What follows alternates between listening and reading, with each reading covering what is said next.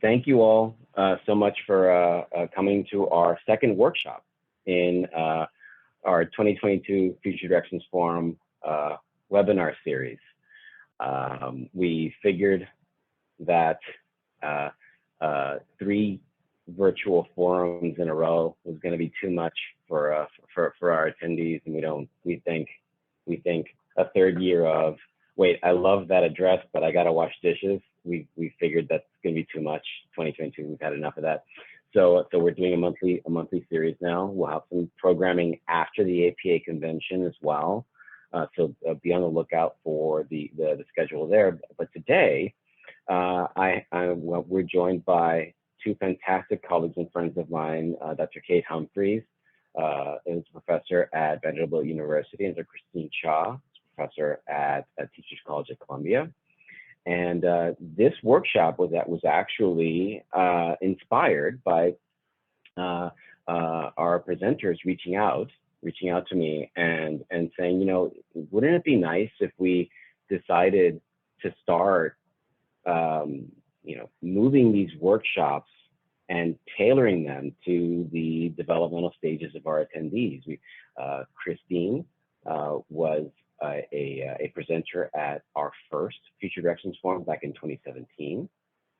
And she has since gone on to fantastic, amazing things, and is now a tenured associate professor at Teachers College. And Kate has worked with us on several of these Future Directions Forums and gave perhaps one of the best addresses in 2019 on her work on family separation. So I'm thrilled that both of them get to join us, because they just so happen to have a wealth of experience, a wealth of recent experience on how to build a laboratory from the ground up, and do some really fantastic work and train wonderful students in the process. And so I'm thrilled to have them here today. Please feel free to ask questions via chat. We'll monitor the chat logs, and Kate and Christine, take it away. Thank you so much. Thanks so much, Andy, and thanks to everyone tuning in. So as Andy mentioned, I'm Christine Cha. I'm an associate professor at Teachers College, Columbia University.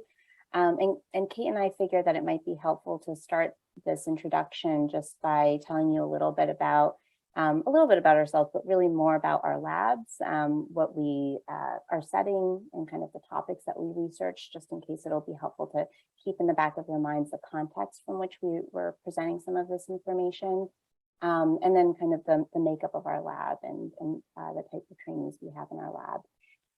So in my case, my lab, which I started about 7 years ago, is the Laboratory for Clinical and Developmental Studies. And it focuses on suicidal teens. We explore a few different types of questions, but it ranges from, how do we assess suicidal thoughts or behaviors among teens? But also I look at cognitive vulnerabilities to suicide risk during adolescence.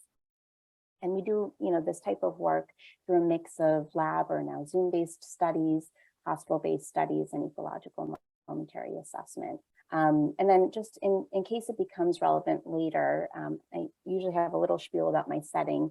It's that my lab is essentially housed in an academic psychology department. In case it becomes relevant later, I'll mention that Columbia has this unique structure in that their clinical psych program, which I'm a part of, is housed in their grad school of education, hence the Teachers College affiliation. But it does function as a standard APA accredited doctoral program, accompanied by a clinical psychology master's program. So we actually don't work directly with undergrads. And so what this means just in terms of the makeup of my lab is that nearly all of our lab members, about 30 of them or so, consist of RAs at the postbac or MA level. And then usually we have about 5 doc students and 1 postdoc at any given time. So just to kind of give you a sense of the lab from which I'll be presenting from. And I'll turn it over to Kate. Thanks. So it's so nice to be here, and thanks, Andy, for inviting us and making this happen. I already know that some of the folks who are here are already running their labs, so it makes me a little nervous. in giving some advice to people who probably have advice to give me back. But I'm looking forward to head anyway. So I'm Kate Humphreys. I'm a professor, an assistant professor at Vanderbilt in the Department of Psychology and Human Development. I started my lab, the Stress and Early Adversity Lab, or C-Lab, about 4 years ago. So, so this is fresh, this idea of, what does it take to run a lab? I've certainly learned a lot about what's worked and what's not worked for me. And so some of this advice or some of these suggestions are really from, lived experiences trying to do this. I am in the clinical science area as well as the developmental science area in my department. And I can supervise PhD students through both of those tracks. I also supervise students in a child studies master's program. I have postdocs and undergrads, and lots of undergrad programs are interested in doing research projects. And so we have probably about 20 undergrads right now in the lab. Our interest is largely around early caregiving experiences and early adversity. We do basic science research where we study correlations or observational studies of kids and families. We also do use a variety of tools to assess early caregiving environments and brain development and other biomarkers. And we do some intervention work as well. And so I kind of think about it as a big tent lab, which has pros and cons. And I'm sure we'll have a chance to get into that later. I am, just like Christine was saying, in an academic psychology department. I'm also in an ed school, but in the structure at Vanderbilt, we have undergrads, master students, PhD students, and so forth. And then the clinical science program is co-supervised, or it's in two departments. My department, which is psychology, human development, and then the Department of Psychology in Arts and Sciences. It's confusing, but there is a joint program, and it's for historical reasons when two different colleges merged together. So that's kind of the background for my lab and the perspective I'll be bringing. Okay, so when we were thinking about what we were going to cover today, I just wanted to start with some assumptions that we're making about somebody who's starting a lab. And so these assumptions allow us to make different recommendations. If they don't apply to your situation, it's going to affect some of the advice. But it's just worth kind of acknowledging that we're coming from a place where we assume that anybody who's starting a lab will have some funds to start up their lab that would allow them to do data collection, potentially hire staff, things like that. That there's actually protected time for research, that the job isn't entirely teaching based, that there's going to be some expectation that research is part of the position, and that at least this is kind of maybe a pre-COVID assumption that there's a physical lab space, that you would be often doing data collection, some physical place on campus. Now, of course, we've learned lots of ways to be flexible with data collection online, but generally, at least for the research that we're both doing, it's helpful to have some physical lab space, both for staff and also for the kind of assessments that you might be doing in the lab. Okay, and so I think it's really helpful sometimes to say, like, what's the goal of the work that we're doing, and to be really instrumental in planning ahead around those goals. And so the immediate goal is to keep one's job. We have other goals too, right? We want to make a difference in the world. We want to have science that's really impactful, but you won't be able to have a big impact in your career as an academic if you don't stay an academic, right? So, so thinking about this as something you want to be working towards is important, that you have to be checking some boxes that will be part of your evaluation. And so thinking about, when does reappointment happen in your position? Is that at maybe year 2 or year 3, and then eventually tenure? And so some of the things you might want to do long-term that are going to be really important for your long-term goals may not be really helpful for these shorter-term immediate goals. And so you don't have to do everything at once, and being somewhat targeted and focused on how you spend your finite time in order to meet these interim goals is important for allowing yourself the opportunity build towards those longer term goals. Another goal is to have a sustaining and coherent program of research. This is part of that reappointment and tenure. A lot of times those who are reviewing you want to see that the research that you're doing follows from your prior research, that it's building towards something, and that there's a future within this line of research. And then another goal is to attract and retain talented trainees and collaborators in your work. This is a team effort often, and so being able to work well with others and be able to bring people in to complement your skills and interests, and to help carry the ball forward is really important. I'm wondering, Christine, do you have anything to add to this? No, I think you got it all. Thank Okay. you. Okay, so the biggest challenge is time, right? We have finite time. And we have to think really hard about how you're going to get all this done, particularly if you have a 6 or 7 year clock for tenure. And so what I think is helpful, and I got, this is not my original idea, I got this from a book, really reminding me that I don't have 6 or 7 years to get tenure. From when I start, I have less time than that, because you have to work back from the tenure decision. So in the first case, when you need to submit your materials, it's usually a year before you would get your tenure decision. So you have kind of minus 1 year already. So if you're on a 6 year clock or 7 year clock, that becomes a 5 year clock or a 6 year clock, right? There are lots of things that can change around that, but that's just one thing to keep in mind. It's actually 1 year less than you think you have.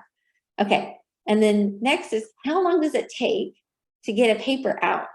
Maybe you're lucky, it only takes you a year from the time you submit to getting revisions and resubmitting and having reviewers agree to review it again and get your feedback. Sometimes if you're like me, it might take you a few years to get papers out, because you might try journal number 1 and then they don't love it. Journal number 2, it's not for them either, and so forth. So if you're thinking about having some products that you want to have in your package, your dossier, you have to think about, well, how long is it going to take from when that's submitted to when that shows up? And so again, subtract another year or 2 or 2.5 from that time to think about getting that paper submitted. Okay. And I So just want to chime in and yeah. normalize that, Kate, because that's you're certainly not alone in that in terms of timeline to submit and get it published. And then how long does it take for you to clean and analyze your data and write it up? Well, again, if you have like an ideal situation, you might be able to get it all together in a month. But often we're doing lots of other things too. And so what should be a month or maybe 2 months ends up stretching out to 6 months or even 12 months. And so that process, again, whatever it takes for you to get to the point from you're ready to write your paper to getting it submitted, that's another time you need to work back from. And then how long does it take for you to collect the data? It depends on your data, right? It depends on the kind of studies that you're doing. If you're doing longitudinal studies, of course, that's going to take longer than if you do cross-sectional studies. If you're doing intervention studies, of course, that's going to take longer than, an online survey, that kind of thing. And so thinking about counting in the time that it's going to take you to collect all your data is also working back from that decision. And then what about before you do the data collection? How long does it take for you to train your team? If you're doing clinical assessments or clinical interviewing, you often need to spend weeks or months training your team to be reliable in their administration of these kinds of things. And so thinking about what you'd have to do to work back to the recruitment and training of your staff and students before you even engage in data collection is another thing to work back from. Okay, but you have to also plan your study. So that's writing and obtaining your IRB approval. So how long does it take at your institution to get IRB approval for a study? It often depends on your institution, the examples you have, and so forth. And so building in time for that as well. And also, last point is just figuring out what studies you want to do, right? So again, you might have some ideas about this, but then when it comes down to nitty gritty of, okay, how frequently are we going to be doing the assessments? What are the specific items we're going to be doing? Getting into that level of detail is necessary for you to write that IRB IRB for approval and so forth. So again, all of these things are necessary to kind of work back from as you think about planning ahead. It's not always just something that you can wing it. I mean, maybe you can, maybe lots of people do, but I think it's helpful to think, okay, I actually need to start my study in year one of my tenure track position in order to try to make this timeline. Yeah. Just to add a little note about IRB approval, it does, the timeline certainly varies across institutions, and tied to that, you might want to look into whether your IRB has irregular meeting schedules at certain times of year, such as the summertime. That could really impact the timeline of your project. I have in kind of my favorite bookmarks the IRB meeting dates throughout the year. So just adding that as well. So I think when we were, both of us, when we were starting trying to get advice, we had worked in established labs that had everything figured out. It's really nice being in an established lab that has everything figured out. It's also harder to figure out how do you replicate that? How do you get to that stage? And I remember asking some of my friends who got in faculty positions a few years ahead of me, how did you decide, what model you wanted to use in starting up your lab? And really ended up identifying kind of what I think of these kind of two different mindsets for setting up a lab.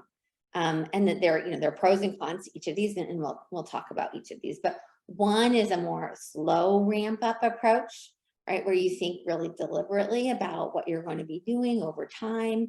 It's recognizing that that there are multiple things you're going to be doing. And so, spending your money in a different way, spending your time in a different way is kind of a slow ramp up approach. The other is what we're calling an all-in approach, saying, I'm coming in, I'm ready to do it all. It's much more resource intensive and much more intense in terms of the staffing you're going to need and so forth.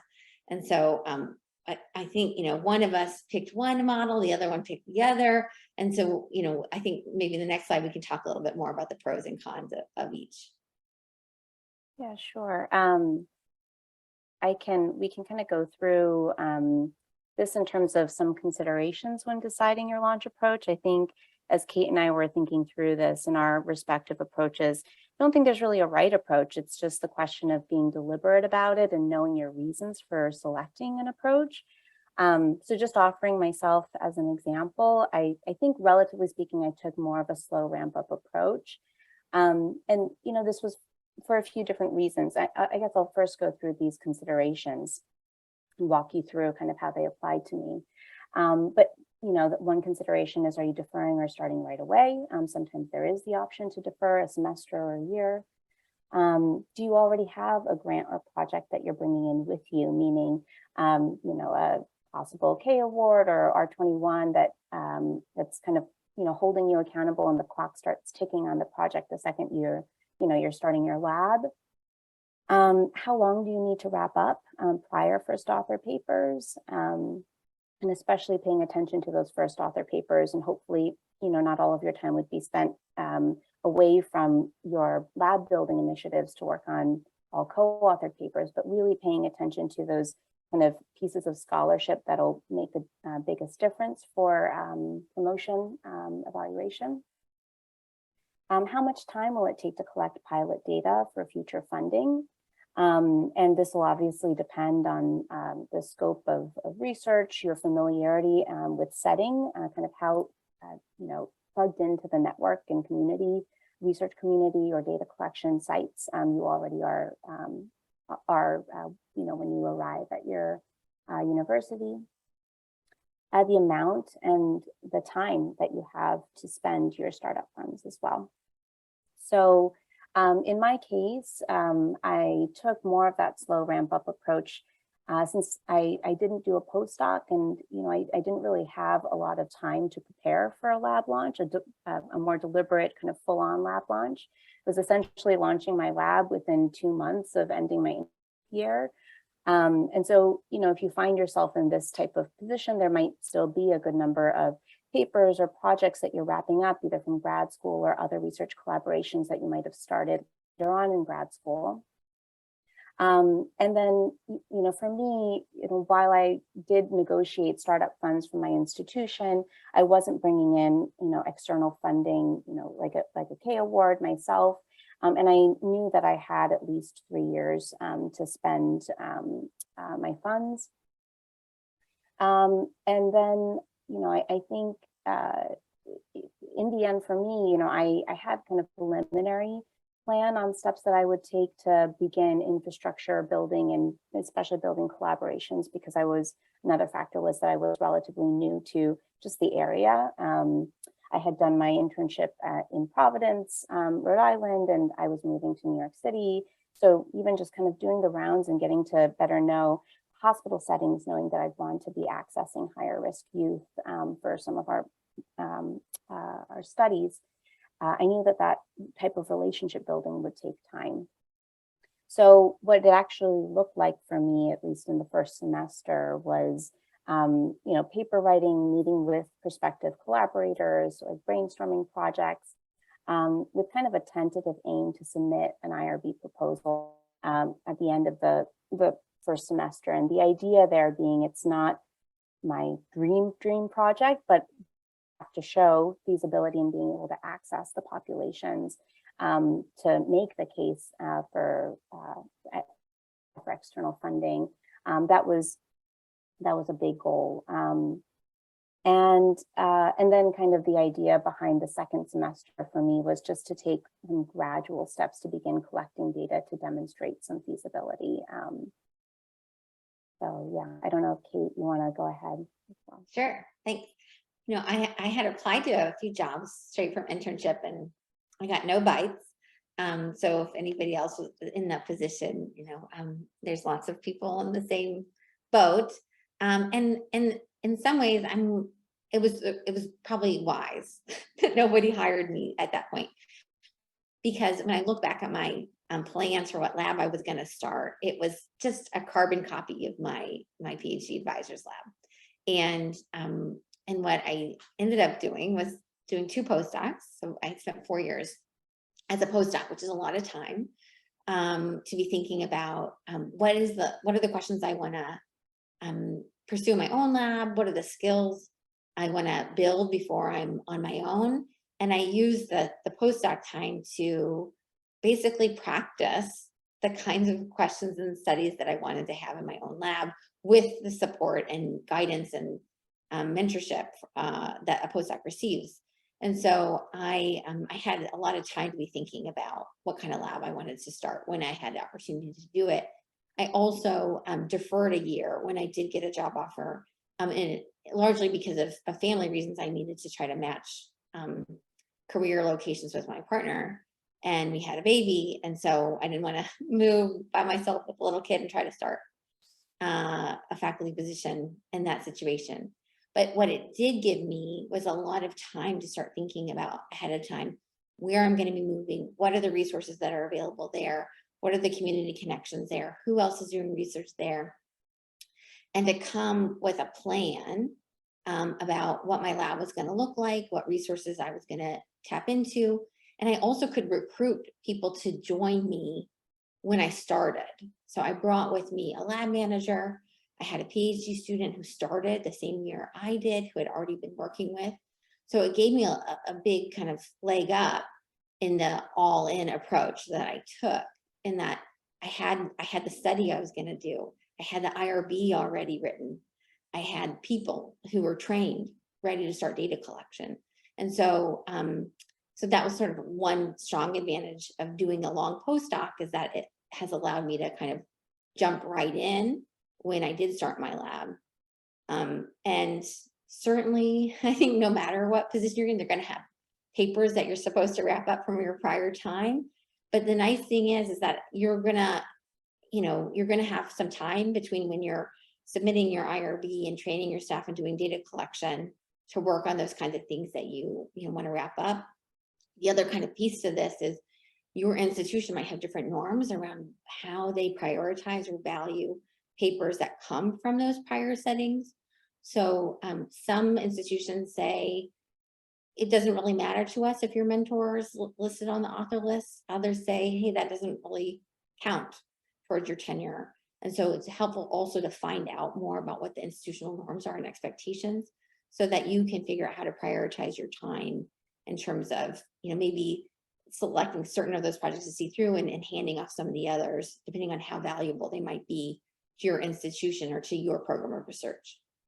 And then I did have a grant that I was bringing with me. And so I had some expectations that I needed to use that money and spend that money. And so again, that was another reason why that all-in approach was more helpful, is because I had a deadline in which to spend those funds, even with the no cost extension. So, so that made it more important for me to come in ready to go.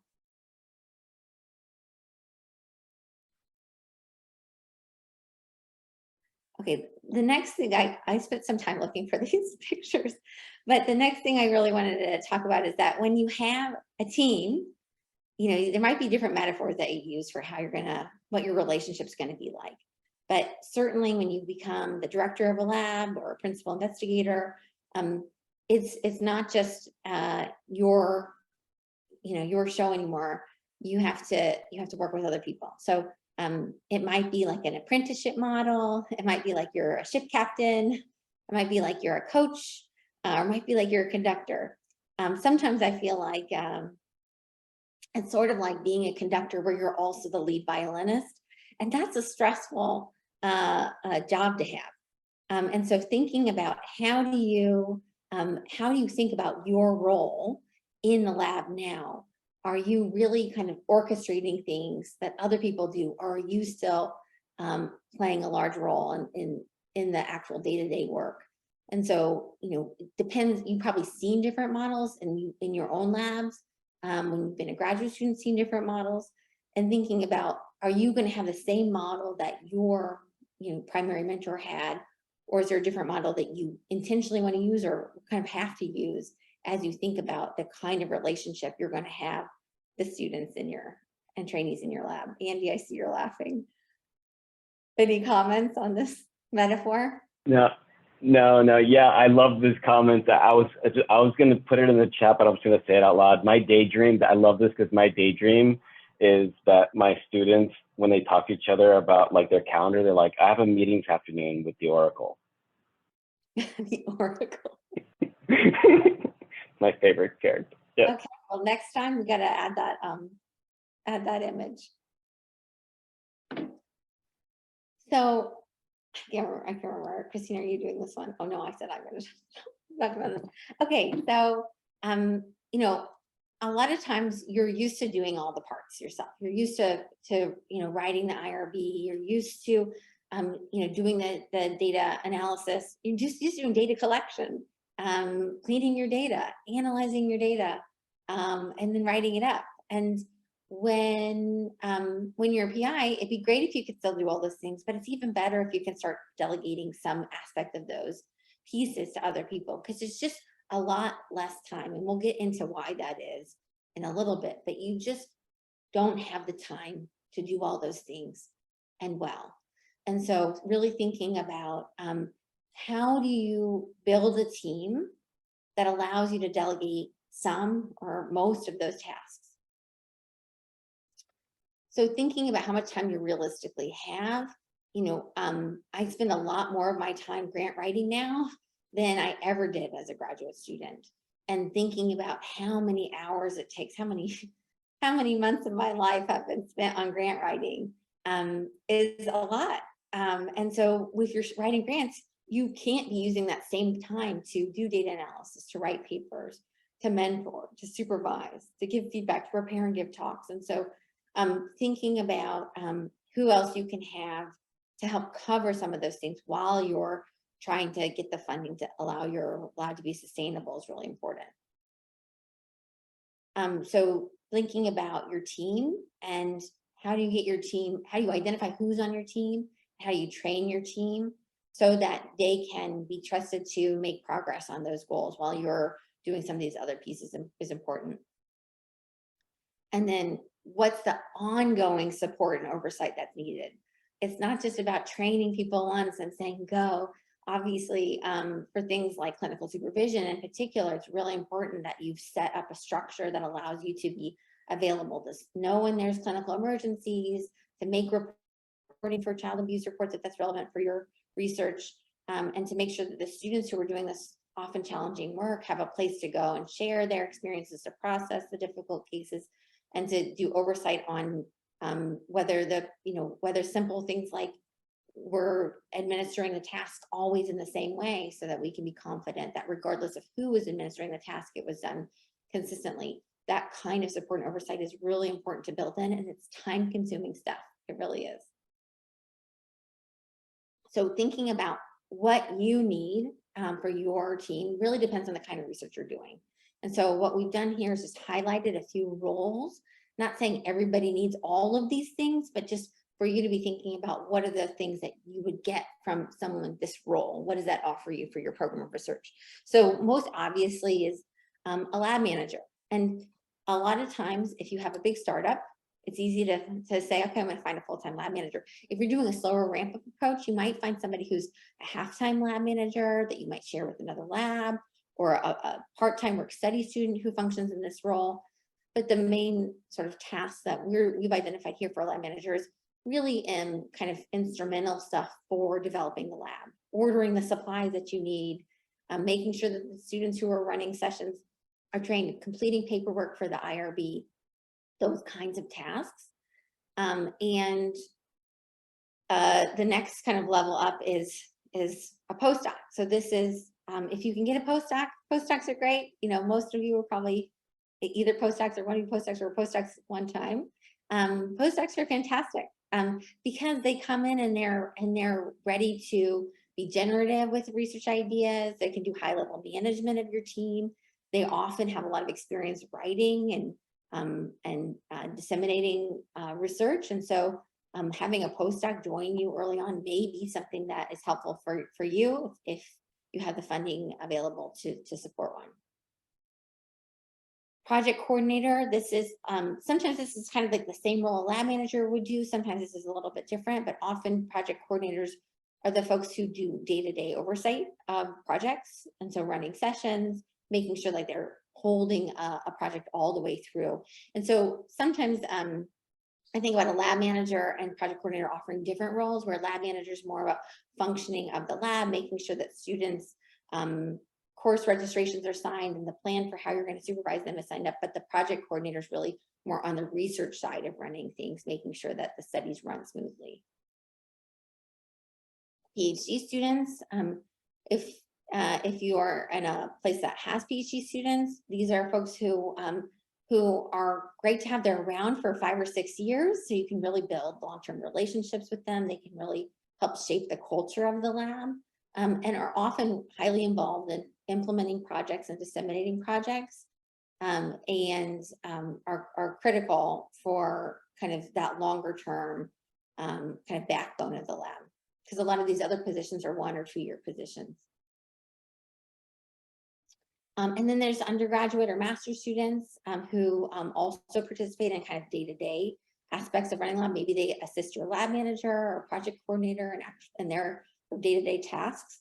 And they're often wanting to gain more experiences and wanting to try different things, working with participants, and then collaborating more in dissemination, but often not leading those efforts.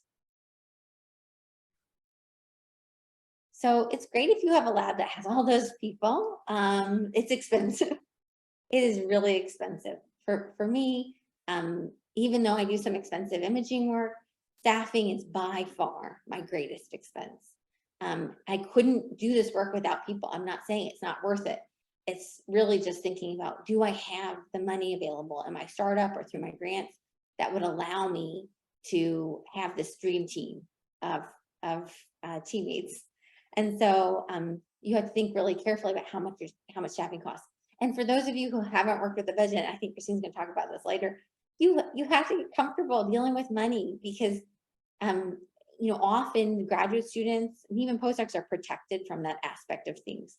But when you are paying somebody's salary, you also have to cover fringe benefits, of course. And then also sometimes with some grants, the additional F&A cost for that is built in on top of it. And so if you think, okay, I'm going to hire somebody and it's going to be $40,000 a year, well, that's not quite right, because it's going to be $40,000 a year plus benefits, plus the F&A or indirect costs on top of it. And depending on what agency you're using, they might or might not count the indirect costs in towards your total budget. And so, so thinking about how much each person costs on your team is really important. The other thing is, it might be great to have this large lab, but the other thing is you are now responsible for making sure that they're trained and supervised. You have an obligation to support them through that training, to give them training experiences, to give them supervision, to give them opportunities to support their growth, to write their letters of recommendation and so forth. So there are some other costs with having a really big lab. Is, do you have all this sort of supports in place to manage and grow that lab? You also have finite budget. And so if you spend all your money on staffing, you actually don't have any left for the science. And so you have to be mindful about what do you actually need to do the science piece in addition to the team that you would need to run the studies. And then the other piece to this is, again, that working back exercise is to think about the products. And so all of these work together to say, what are the products that I want to have? How am I going to staff my team to get to those products? And how do I have money left to actually do the science that's required for those products?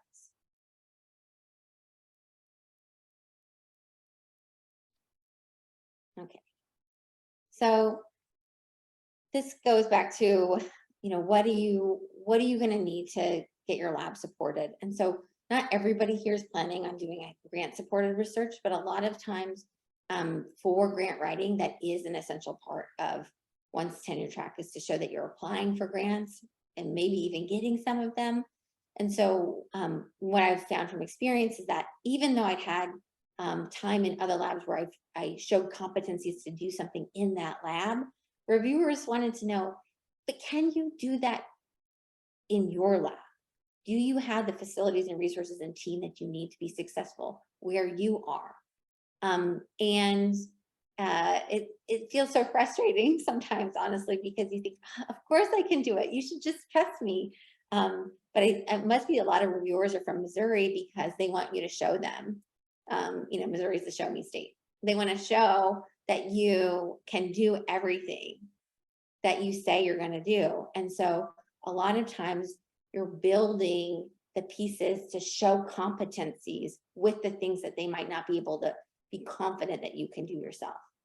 And so often this is kind of more complex data collection, working with populations that are harder to access, having analytic expertise to process data that's hard to collect or analyze. And so thinking about, how do I show early on that we can indeed do all this here, that we have the connections with the community resources, that I know how to process this data that I've been collecting. The other thing is to think about having data that would allow you to apply to more than just one funding agency or more than one institute, so that you can use kind of a similar set of data collection resources to target different agencies. So for me, if this is helpful to be concrete, I'm interested in early development. I'm interested in early development because kids are important and interesting, but also kids are highly plastic in their brains. And so it's also an interesting group to be studying if you want to understand brain plasticity. And if you think about people who might need more support and we might want to prevent difficulties later, kids are a great place to look for mental health difficulties and so forth. So I can and have looked for funding from NICHD, NIMH, Brain and Behavior Research Foundation, and other places that help with that intersection of development, mental health, of brain development, and so forth. And so I can use pilot data from some initial studies to carve out pieces to go to each one of those agencies and say, look, this is really cool stuff I found. if you give me some more support, I can see it through. And so I've shown competencies and I've shown some interesting pilot data that might be of interest to them. And then obviously the other thing is that the reviewers will want to see that you are the right person to be leading a study on the thing that you're proposing. And so not wanting to deviate too much from the expertise that you've already been showing and growing on your CV already, and really highlighting that that this is all in your wheelhouse and that you are really the leader of this line of research is important. Great. So kind of equipped us with, I think, a lot of the important principles with which we'd kind of want to, and mentality with which we'd want to lead as PI. And I'm going to kind of bring us through just some nitty gritty aspects of lab building here. And so we'll go through some foundational building blocks when launching your lab. So we'll go through, infrastructure within your lab, specific components of that, procedures in populating your lab, personnel, and establishing contacts around your lab. So we'll go into a little bit more detail now. And so just checking, can folks hear me okay? I know there was some trouble. Okay, perfect. Okay, so just to insert a little meta comment here. I want to, acknowledge that a lot of the things that we'll be going into in this section are not brand new concepts. Most of you have not only been in one, but multiple labs before. So a lot of these lab building components will seem like they're pretty familiar with what you've already encountered. Similar to being a passenger in a car where, for instance, you're generally familiar with the location of pedals or buttons and what they do. But just as, there's a difference between being in the passenger seat and driving the car, making those executive decisions around when to push the gas or brake, regardless of whether it involves you doing it yourself or delegating it to others, you have to understand what you're asking other people to do. There's a pretty fundamental shift in perspective. So we just encourage you to keep in mind that the point of this section we're getting into revisit some of the familiar lab components, but from the driver's seat. So with that, just starting with lab infrastructure, there are a few different considerations here. So the first is an obvious one. When you think of a lab, you think of a physical space. And so in the negotiation process, hopefully you'd be able to negotiate specific types of spaces and one that's conducive to spaces that are conducive to a few things. So for scholarship and individual work in scholarship, so desk and office space for yourself and your trainees and staff. For collaborative work and teamwork, so meeting and communal spaces, whether that's physically within your actual lab suite or somewhere nearby that your lab members would have ready access to. And then for data collection, so private spaces for confidential discussions, and depending if you're working with younger populations, you'd want to consider things like where are you going to have parents or guardians wait while you're running for participants, or facilitating the transportation, or at least factoring in the transportation or the arrival departure of participants. So do you need to think about how to get parking spaces or public transportation, and to what extent can you accommodate those factors? And then related to space, especially nowadays, there's the consideration of virtual space.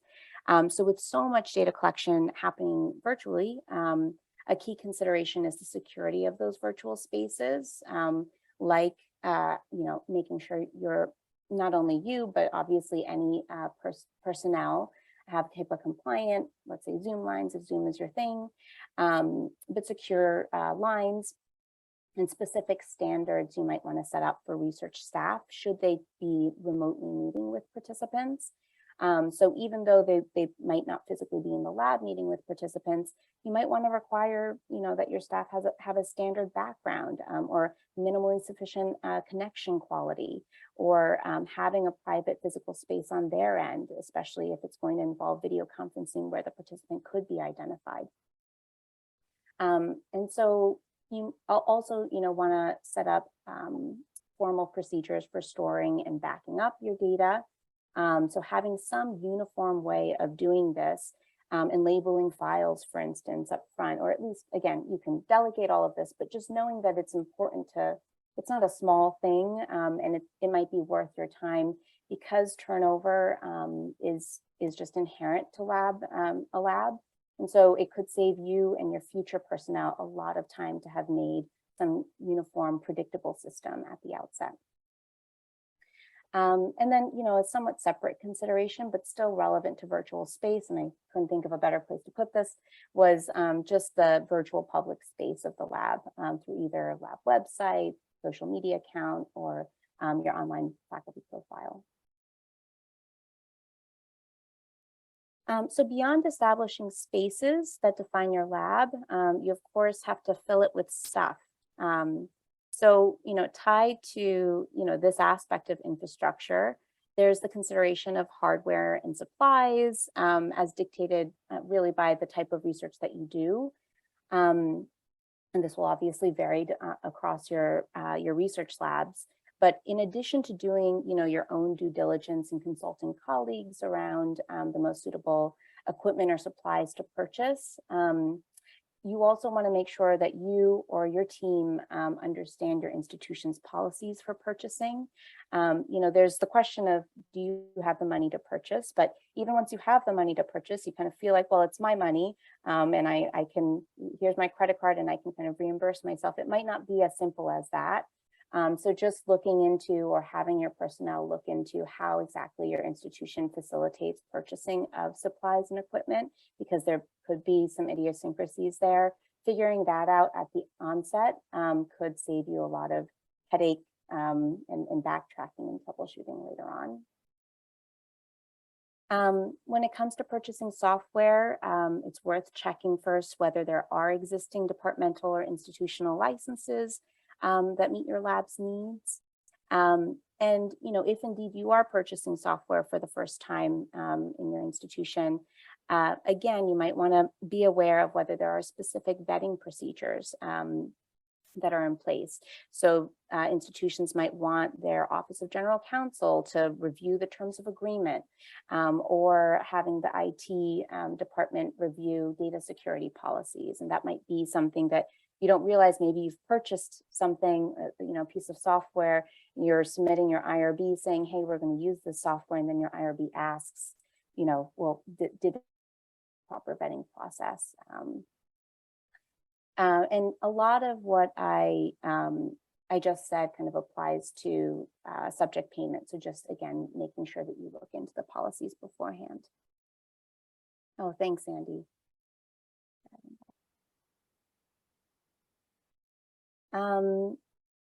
Another component of lab infrastructure is to also establish your potential data source, so your recruitment channels. And this takes up a really small space on the slide, but in terms of time, it could take up a lot of time, again, depending on how plugged in you are to potential ways in which to access your populations of interest. And so just to consider, your intended population, the approximate age group of youth, if you're studying youth, or is it different types of participants, parents or caregivers, teachers? For in-person recruitment, really being deliberate about your settings. So are you needing to connect with schools? Or is it, again, parents or providers in clinical settings? Just to put in a plug, I think there's actually a really good prior JCAP forum workshop on engaging schools. So, there is an art to accessing those types of sites and populations. And then, alternatively, if it's a matter of virtual recruitment, you want to think about how to curate effective online advertisements, both where you're posting and what your ads actually say. And for that, and in particular, you want to really consult your colleagues in your respective specialized fields. And again, it can take a lot of initiative work, grit on your part to be making those connections, but obviously worthwhile. Okay, so going on to personnel. So there are a few considerations here we want to touch on. First, there's how you plan to advertise for openings in your lab. So for postdoc or paid staff positions, it's good to advertise widely across a mix of professional listservs. Here are a few examples: Division 53, SSCP, ABCT. Advertising on social media, if you or your lab have a Twitter account, for instance, and then distributing directly to colleagues who know you and your growing lab well. For more interim or unpaid RA positions, it can be great to draw from student populations that your lab has access to, whether that involves undergraduates, postdoc or MA students, which could work out really to be mutually beneficial, especially if you build in, again, and if you're deliberate about this, building in addition to the standard research, training, and supervision, supplemental professional development activities for them.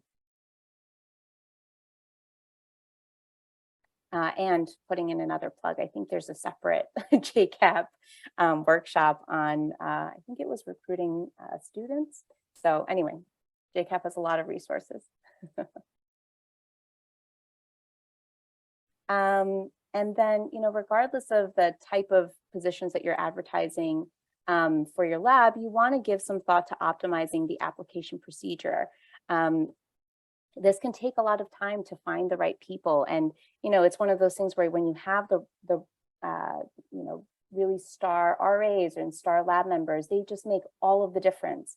And, the vice versa is also vice versa. I'll leave it at that. But just to kind of standardize or make a little bit more streamline the procedure to vet applications, there are a few considerations. So you might want to take on a standardized format, such as a Qualtrics survey, or requesting, a really specific subject line when people are emailing their applications to you. Second, I think something to think about when just putting curating the advertisement itself is to think about how the application, this stage of recruiting personnel can really be a powerful tool to convey key expectations. So for instance, weekend or evening availability might be something that that you really need from your RAs. And conveying that up front obviously helps make sure that you're reviewing truly eligible and available applicants. But it also kind of helps to just make sure you're getting that explicit reassurance from them that the position, even factoring that in, remains attractive to them. One way of thinking about it is if you know that if you're actually on the fence, let's say you think you might need 5 weekends a semester from each RA, but maybe it'll actually be 2, say 5 in your advertisement. It's much easier to scale back or in the lab than to request more. And then finally, once you have your applicant pool, there's the question of how to evaluate them.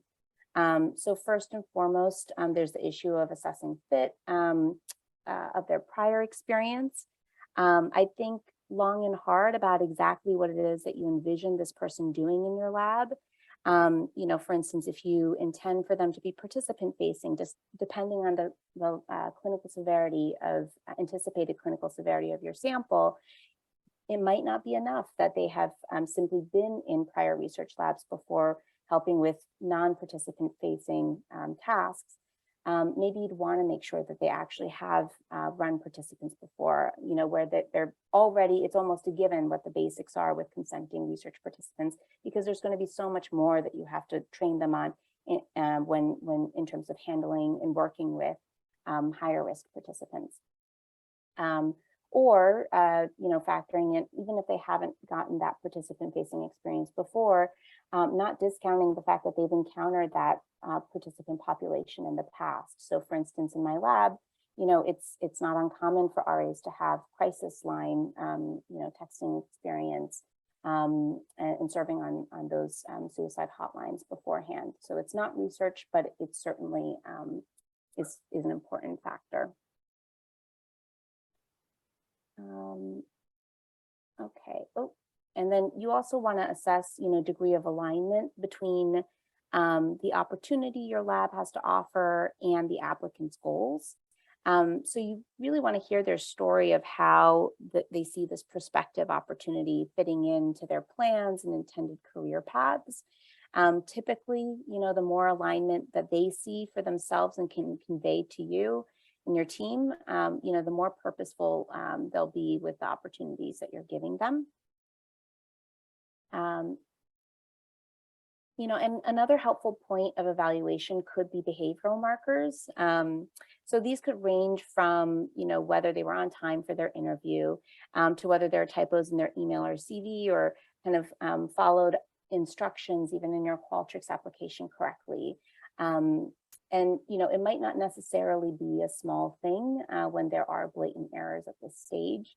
Remember that you're catching people when, in some ways, for them, the most is at stake. They're not even in your lab yet.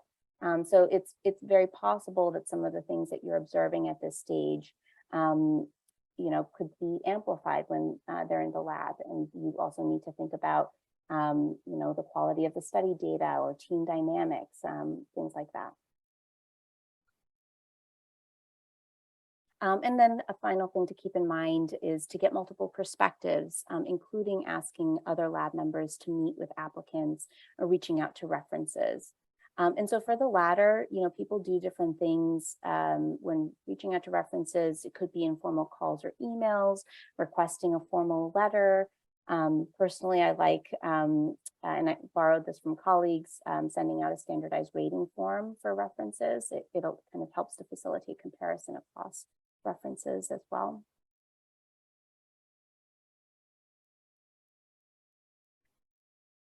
Christine, there was a question in the chat. Charday asked, do you interview all prospective undergrad RAs to your lab, or do you delegate that to lab coordinators or postdocs?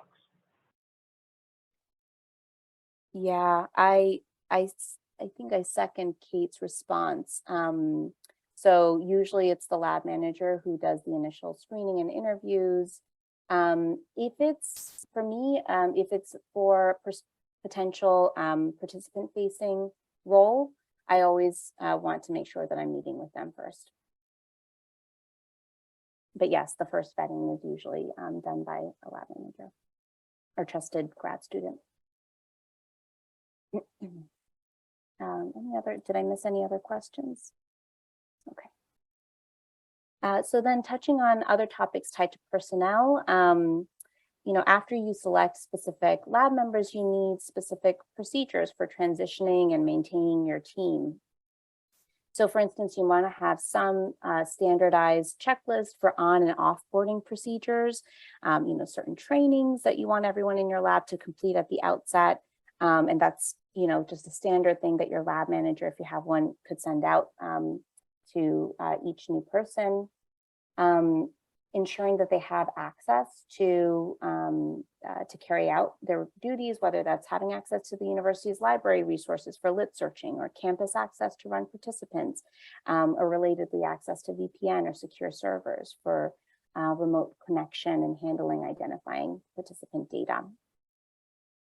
And then, I felt like it's worth still mentioning, it's nice to have some standard way of introducing and integrating your personnel, whether that's through, lab meeting introduction, or taking a new postdoc or staff member out to lunch, and really with the goal of also connecting them with primary team members or project supervisors pretty quickly.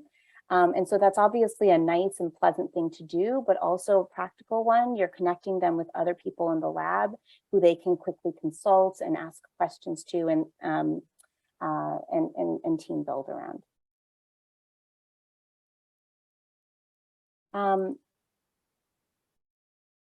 Something else pretty standard across lab personnel that you want to make sure that you've established are internal communication systems. So first, you might want to consider what kind of live communication channels you prefer. Of course, if you're all in the lab, then it's pretty obvious how that would work. But nowadays, especially being deliberate about virtual lab communication systems, whether that's Slack channels or Google Chat, email, or meetings. But really being clear, not just in, starting a Slack account and telling everyone, go and figure it out. That is one way of doing it, but I guess I'll make the case that it might be worth being deliberate about at least the purpose behind each channel. So having some sort of standardized system and expectation for how those communication channels are used. So for instance, just using my lab as an example, it's been really important that both my team and I know exactly how we would communicate in the case of an emergency. And, we use a paging system just so that I know that each page requires the same degree of urgency. We're not going to mistakenly miss an emergency situation in a Slack channel. But for less urgent matters, people know, and it's primarily based on urgency and kind of what's at stake. People know at certain levels of urgency what would be the appropriate communication channel to use. Beyond live communication, there's also fixed communication. So things that you want your RAs to refer to on their own and ideally internalize. So for specific projects, you might have a study manual that you train your team members on. But for the whole lab, it can make a difference to have a fixed lab manual. And I see the time, so I'm going to kind of quickly go through this part, but there's been some really thoughtful commentaries on the importance of lab manuals, such as the one written by Miriam Ali, who's an assistant professor at Columbia Psychology Department, and it's titled, The Key to Happy Life is in the Manual. And I'll kind of, the idea behind lab manuals here is really that it's an opportunity for you as the lab director to define your own sets of assumptions that you'd like your lab to function according to, rather than leaving others to, possibly mistakenly make their own. And it does ultimately save time and energy on your part and your lab members' parts. So I'm just going to kind of actually just put up some of these common sections that basically I went through some really exemplary lab manuals made generously available by some of the PIs listed below at the bottom of this slide. And I encourage you to check out their lab manuals. But I noticed that they, and I'll say after taking a look at some of these examples, my own lab manual does not contain all of these sections, and I wish they did. And very likely we will be doing a revamping of our lab manual now that I'm so inspired seeing these examples. But I'll just put in a plug to basically check out these PIs and their openly accessible lab manuals containing these sections. Okay, so a final component of lab infrastructure building blocks is how you connect the running of your lab with other key contacts, since of course your research doesn't exist in a vacuum. So something to establish fairly early on when launching your lab is developing your heuristics for who to call for what. And this can vary a lot depending on your situation, but just we thought it might be helpful to give you a brief tour of some example heuristics. So the first is a pretty obvious one, most closely pertaining to your research activity. If you need consultation around substantive research questions pertaining to theory, study design, or measures, you want to reach out to your direct collaborators, whether they're in your own institution or most often outside.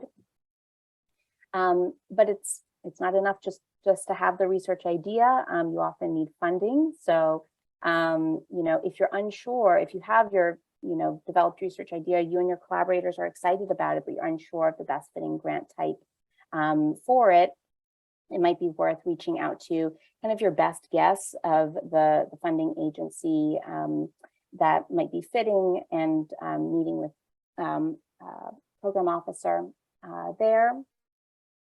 or also actually speaking with collaborators and getting a sense of where they have found some success. Turning more to context within your institution, let's say that you have identified, the grant mechanism that you want to go for, but you need help in preparing or submitting your grant. So you want to go to your grants office or Office of Sponsored Programs, and they can help in a number of different ways. This does vary across institutions, but I provide some examples here of what they. And then, turning to, when you're actually preparing to launch your project, if you're in need in consultation around ethics or protection of human research subjects, of course, you want to go to your IRB. But I also underline preemptive. This could make a difference, especially if you or your research activity or research topic is pretty new to the institution. Before just submitting your full protocol for a full board IRB review, it might be helpful to set up preliminary conversations with IRB or IRB members to get a sense of kind of what their the norms are, what their understanding is of the research topic. Maybe it's an opportunity to also kind of clarify some misunderstanding and add some reassurances about the type of safety procedures, for instance, that you anticipate having in place. And then I already kind of spoke about this, but just turning to admin support for the actual processing and purchasing of things. And then tech support for hardware and software support.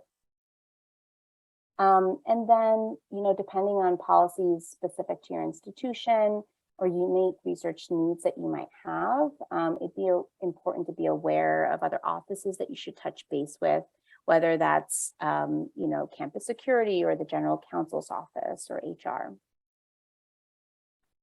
Okay.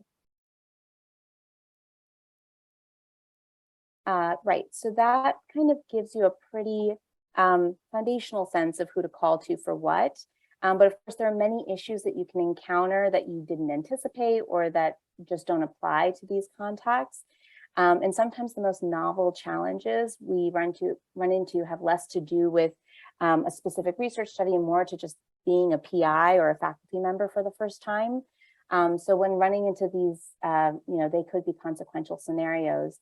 You might want to use your lifeline, I think about it as, meaning kind of picking up your bat phone and contacting your professional mentors, both formal mentors or supportive colleagues. And just to kind of elaborate on this a little bit, for some example reasons you might want to consider using your bat phone. So, confirming things like your lab launch plan at the outset of your first year or just throughout your year.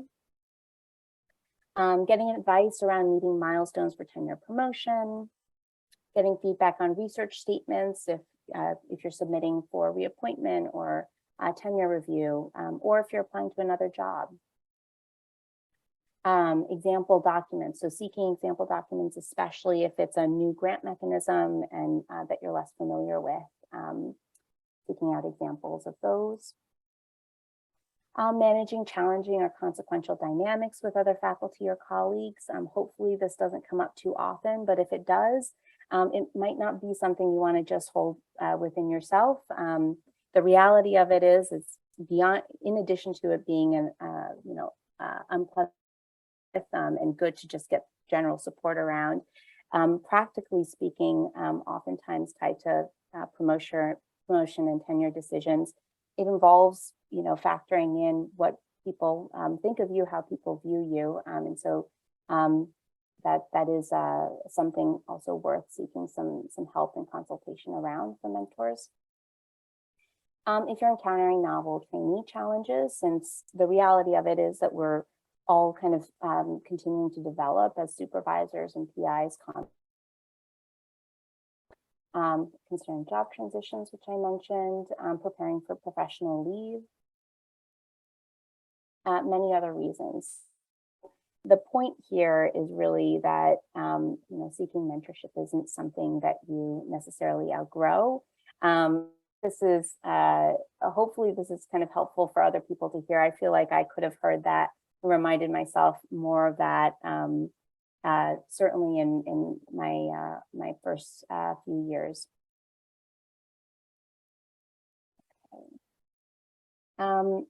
So I think kind of our last section is really just to talk about you're really putting your role as lab director in an even broader context, meaning how do you balance the running of your lab with other professional obligations? What might be some considerations when balancing the running of your lab with the running of your life? And tied to this, you know, can you build a lab that sometimes, if it must, go into cruise control mode temporarily, should you need to, for instance, take time away for professional leave? So starting with other professional roles that you might need to take on, in addition to being PI, in addition to running your lab, you might be involved in supervising or being part of clinical work, or seeing clients or patients yourself. You might also be balancing with teaching, and some factors to consider are, you know, what is the standard load or expected load in your institution? Do you have any course buyouts? Do you have any course releases? And what are the procedures to for a course buyout? And then also, you know, thinking about the type of courses that you're expected to teach. There's a big difference between the amount of time it would take to prepare a lecture-based course on a topic that you are familiar with but don't frequently encounter in your research versus preparing for a smaller seminar on a specialized topic. You might also most commonly be balancing research with advising.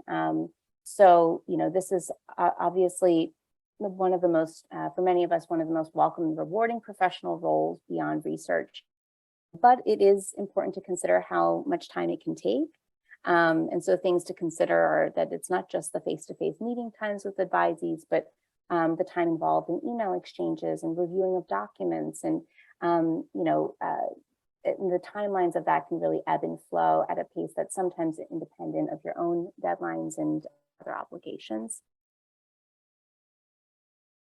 And then, you know, another professional role that people, at least at the trainee level, at least for myself, felt like I got least exposure to is service. And so there are a lot of things tied to this that can take up time, whether that's being on different committees within your institution, helping outside of your institution with grant reviews, article reviews, invited talks. And, you know, ideally, you know, it would be the case that these are tasks that you feel really good about doing and initiatives that you feel really important contributing to. And, you know, practically, it's important to know that at some level, you know, service is implicitly expected of all professional academics. And it is a component of your professional activity that gets factored in, you know, when you're being evaluated for promotion, although the degree to which it certainly does depend across institutions.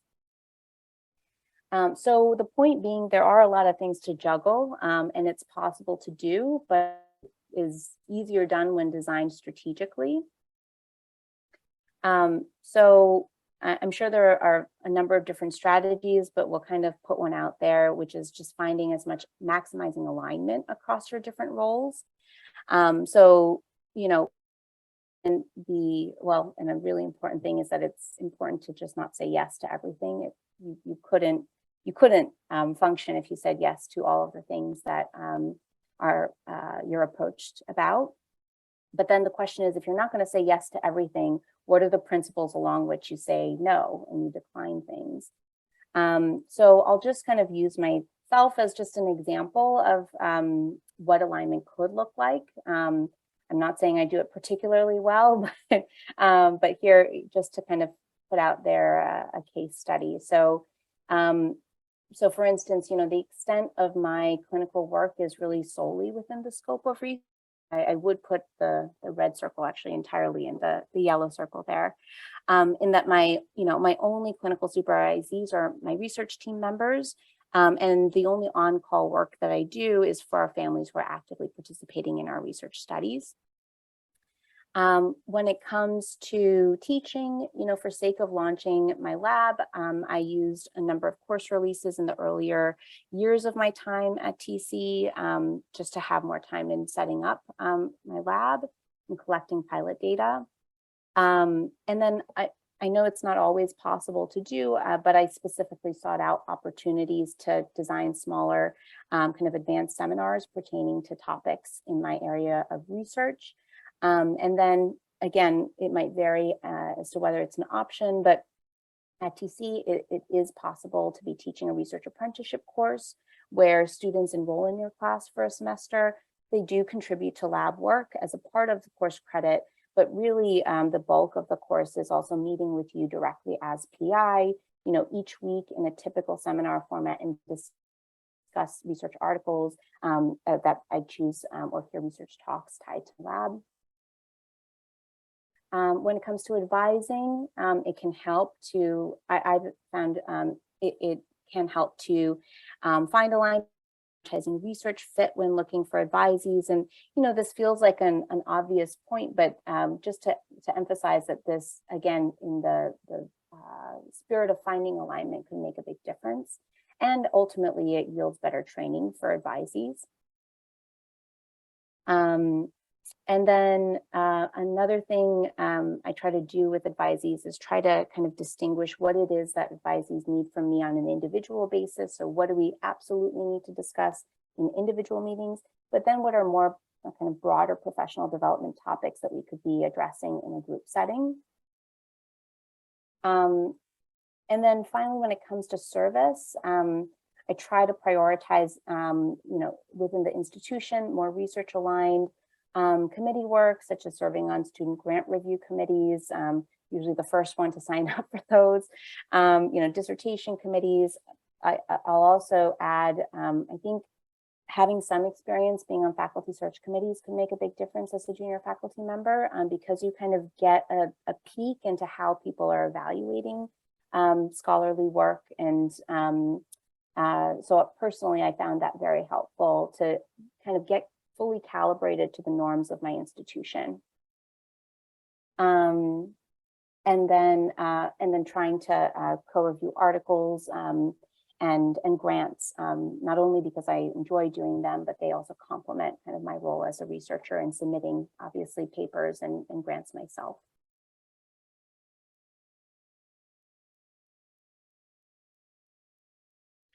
Kate, I just wanted to acknowledge that there's this website that I found really helpful. It's offered by the National Center for Faculty Development and Diversity. They have a number of different workshops. A lot of institutions will have a arrangement or agreement to watch those workshops and participate in these kinds of seminars. And I kind of think about it as CBT for academics. And it's really, there's just a lot of rich resources on there that can be helpful. Thanks, Kate. I think I see the time, and I want to also leave time, Andy, for any comments or certainly for any questions that people have. I think actually at this point, there were a few other things that we wanted to get to, but we can share the slides. And just with the last 5 or 6 minutes, see if anyone has questions they'd like to raise.